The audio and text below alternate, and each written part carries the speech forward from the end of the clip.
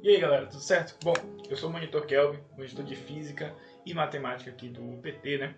E hoje a gente vai falar um pouquinho sobre os fundamentos da óptica, mais uma disciplina aí da área da Física, né? Que cai na sua prova do Enem, tem muitas questões de óptica, e a nossa preocupação aqui hoje não é estudar de forma muito detalhada, muito profunda a óptica. A gente vai ver alguns princípios, né, e alguns conceitos básicos aí dessa disciplina, para que quando vocês chegarem lá na hora da prova do Enem, vocês conseguirem aniquilar aí mais algumas questões, não é verdade? Porque ponto faz muita diferença quando se trata de concorrência. Então, se você consegue responder uma questão de ótica que o seu concorrente lá não estudou ótica, não viu nada de ótica, você já está na vantagem com relação a ele. Beleza? Então, sem mais delongas, vamos começar aqui o nosso estudo sobre os fundamentos da ótica. Galera, é o seguinte, vocês logo percebem aqui que a gente tem uma imagem do seu Newton, né? Do lado aqui do título. Por que isso? Será que Newton está em tudo quanto é lugar na física? Cara, para falar a verdade, o Newton ele ficou mais conhecido pelos seus estudos na área da óptica do que pelas suas leis do movimento, né? A gente estuda lá a primeira, segunda e terceira leis de Newton do movimento, mas na verdade o seu trabalho aí ficou mais conhecido foi na óptica, tá? Isso porque o Newton, para a época dele, defendia uma concepção diferente da luz. Como assim? Na época de Newton, os caras acreditavam que a luz era uma onda, né? Para Newton, a luz ela era, na verdade, constituída de partículas. Então, para Newton, a luz, ele postulava, na verdade, a teoria corpuscular da luz. Né? A luz era formada de partículas. Então tinha essa rixa aí entre Newton e os caras da época, né? A luz, na verdade, é uma onda ou uma partícula. Hoje em dia a gente sabe que a luz se comporta das duas maneiras, e isso é muito doido. Mas vamos lá, então, falar um pouquinho dos princípios aqui da óptica. Tá? A gente vai dividir essa videoaula em duas ópticas, digamos assim. Teremos a óptica geométrica, a gente vai ver os 3 princípios aqui da óptica geométrica, e a gente vai ver um pouquinho da óptica ondulatória também. Tá? Então, vamos lá, começar aqui com o princípio da propagação retilínea da luz. O que isso quer dizer? Quer dizer que em um meio homogêneo, a luz ela vai se propagar em linha reta. No ar, por exemplo, a luz se propaga em linha reta. A gente consegue perceber isso aqui nessa imagem, onde a gente tem os raios de luz cortando de maneira retilínea aqui o ar. Né? Ele passa aqui entre as árvores e você consegue perceber aqui direitinho a luz propagando em linha reta. Outro princípio muito importante é o princípio da independência dos raios de luz. O que isso significa? Eu tenho aqui uma fonte de luz vermelha e uma fonte de luz azul. Né? Depois que esses caras se cruzarem, a luz azul ela não vai ter sofrido interferência da luz vermelha. Então, a imagem que vai ser formada aqui no chão vai ser da luz azul.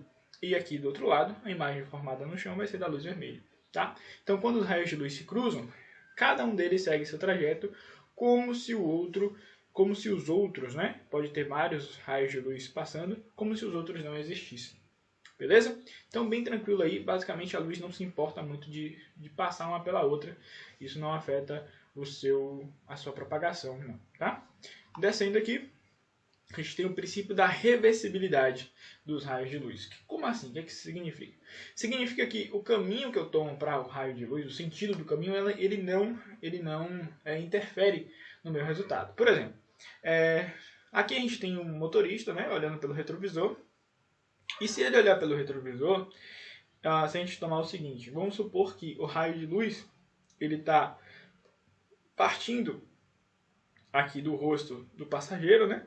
Então vou tomar esse sentido aqui, está partindo do rosto do passageiro, refletindo no espelho e indo até os olhos do motorista. Então ele vai conseguir ver o rosto do passageiro, tá? Mas se a gente tomar o contrário, se a gente partir do princípio de que o raio de luz ele está partindo aqui do rosto do motorista, né, o rosto do motorista está refletindo luz, que é refletida no espelho, e então o passageiro vai conseguir enxergar o rosto do motorista. Então não importa o sentido aqui, a trajetória da luz,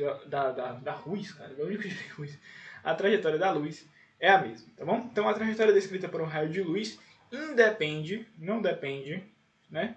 Opa, deixa eu pegar outro marcador aqui. Independe do sentido do percurso. Quando o sentido de propagação de um raio é invertido, a trajetória descrita por ele não se altera. Beleza? Então é por isso que a gente consegue enxergar o passageiro consegue enxergar o motorista. Né? Então vamos fazer alguns exercícios aqui só para poder fixar esses princípios na nossa cabeça, né? Um deles caiu aqui na Unital, né? E o seguinte, 2 raios de luz que se propagam em um meio homogêneo e transparente, né? Então a gente tem aí o ar, por exemplo. Interceptam-se em um certo ponto. Então, vamos lá. É como se a gente tivesse aqui, ó, um raio de luz e o outro raio de luz assim. Eles se interceptaram aqui em um certo ponto. Eu tive aqui uma intercepção aqui dos raios de luz. Esse aqui é o ponto em que houve intercepção.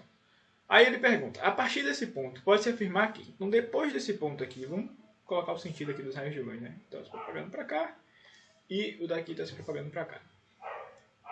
Então, a partir do ponto P aqui, o que acontece? Os raios luminosos cancelam-se, né? Como se rolassem uma interferência de ondas em defasagem, né? Quando a gente tem ondas em defasagem, elas se interferem e as ondas se cancelam. Mas não é isso que acontece com a luz, né? Não é isso que acontece com a luz, com os raios luminosos. Então, essa letra A aqui já está eliminada, cara. Mudam a direção de propagação. Então, é como se uma cor um raio batesse no outro e os caras se desviassem. Cara, isso não acontece não, tá? Não acontece. Continuam se propagando-se na mesma direção e sentido que antes. É claro que é isso aqui que vai acontecer, cara. O princípio de independência dos raios de luz me garante isso. Me garante que os raios eles não vão sofrer interferência aqui entre si, né? Eles vão continuar se propagando da mesma maneira. Propagam-se em trajetórias curvas. Também não. Está eliminado e retornam em sentidos opostos. Não, cara. Não faz sentido em nenhuma dessas alternativas aqui, tá? Então a resposta correta era a letra C. O motorista de um táxi conversa com o passageiro que está no banco traseiro. Eles se olham pelo espelho retrovisor interno. A mesma situação que a gente viu ali na instante, né? Esse fato se explica pelo quê? Então a gente já viu que isso só é possível graças ao princípio da reversibilidade dos raios de luz. Bom, ou dos raios luminosos, tanto faz a nomenclatura aí. Vamos entrar agora um pouquinho aqui na óptica ondulatória. O que temos aqui, pessoal? Vamos entender um pouquinho sobre as cores, que é geralmente o que mais cai no Enem aí, é a explicação acerca das cores, né? No nosso cotidiano, os objetos, a maioria deles não emite luz.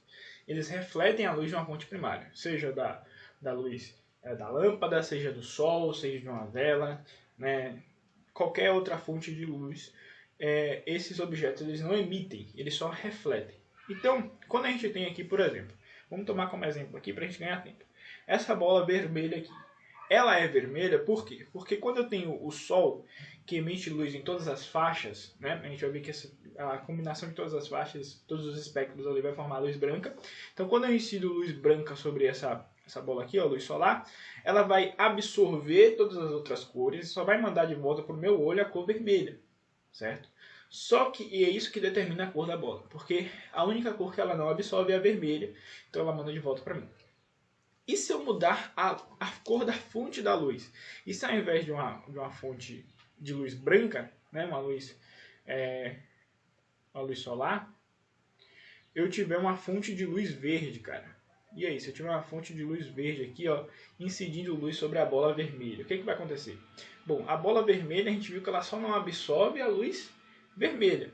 Uma luz monocromática verde, né, ela vai incidir sobre a bola e ela vai o que? Absorver. O que ela devolve para mim é como se fosse cor nenhuma.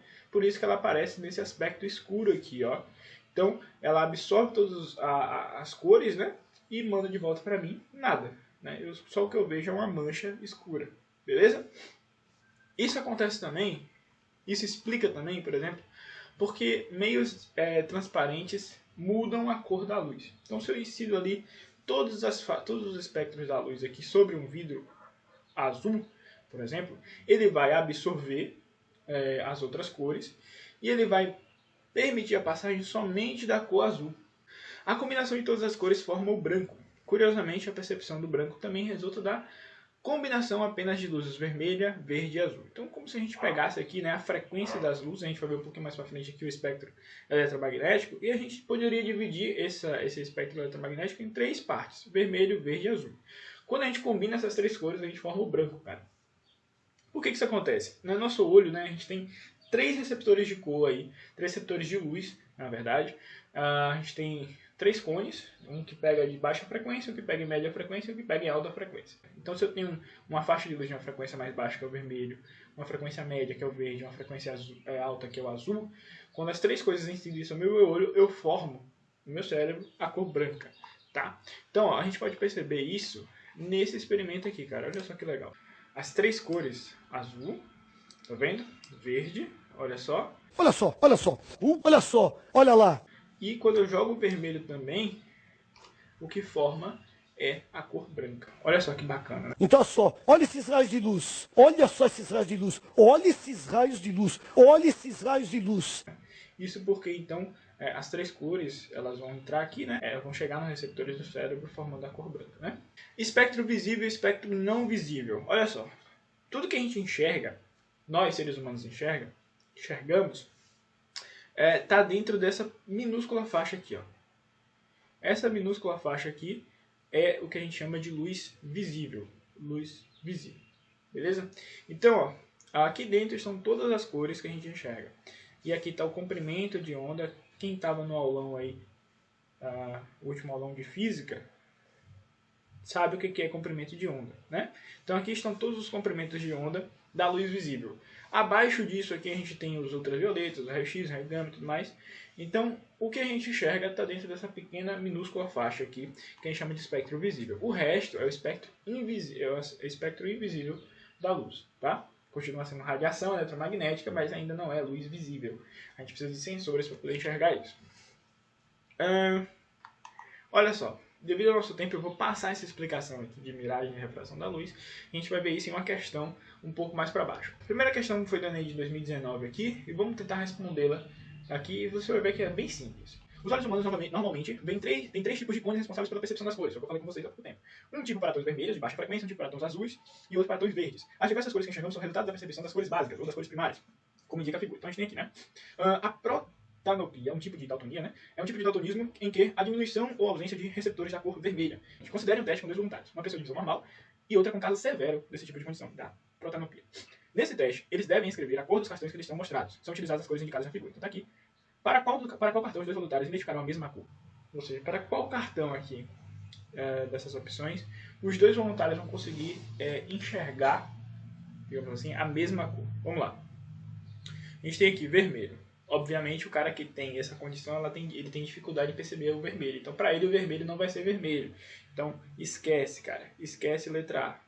Esquece letra A. Magenta, cara. Olha só, o magenta ainda faz parte aqui do vermelho. Então, esquece também.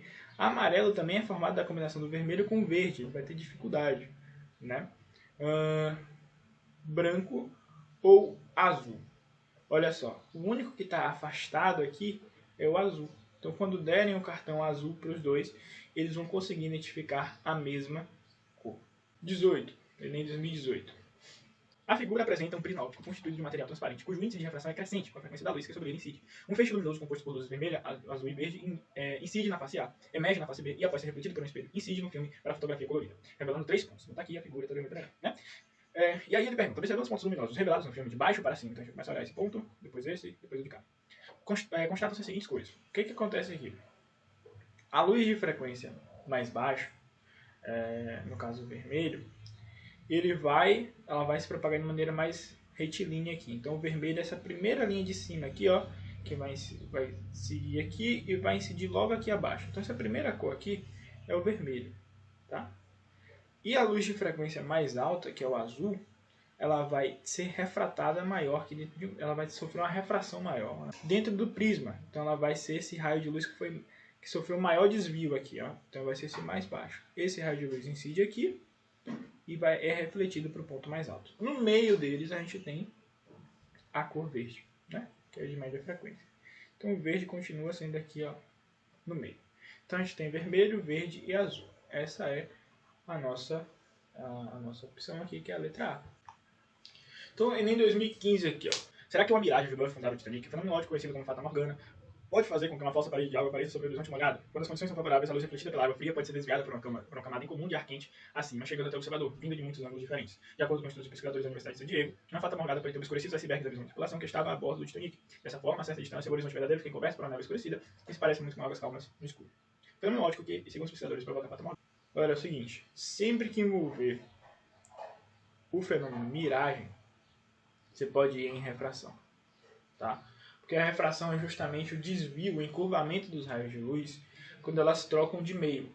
Essa imagem aqui que a gente consegue perceber como se a pista tivesse molhada, na verdade é um fenômeno de refração. O ar aqui próximo à pista está mais quente do que o ar logo acima. Então a luz ela se propaga mais rapidamente aqui perto da pista, depois ela se propaga lentamente de novo. Então eu tenho um fenômeno aqui de distorção dos raios da luz. Isso se chama de refração, tá bom? Então a resposta daquela questão lá é refração. Então é isso, pessoal. Essa matéria aqui é uma matéria extensa, não tem como a gente tratar ela em um vídeo de 10 minutos, de 15 minutos, não tem como. Espero que vocês peguem esses princípios daqui para responder algumas questões mais básicas que caem no Enem, como essa que eu mostrei. E quem quiser se aprofundar, a internet está aí cheia de material rico para vocês estudarem, beleza? Forte abraço para vocês e até mais.